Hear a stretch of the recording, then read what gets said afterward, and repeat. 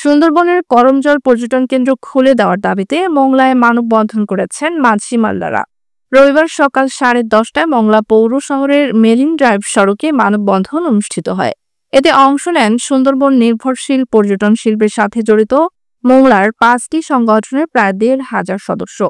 মানববন্ধনে অংশগ্রহণকারীরা জানান, সুন্দরবন সুরক্ষায় নেওয়া সিদ্ধান্তকে তারা স্বাগত জানালেও পুনর্বিবেচনার মাধ্যমে করমজল পর্যটন কেন্দ্র খুলে দেওয়ার দাবি জানান তারা। তাদের ভাষ্য, একমাত্র উপার্জনের মাধ্যম হিসেবে পর্যটন ব্যবসার উপর নির্ভর করে শত শত মানুষ।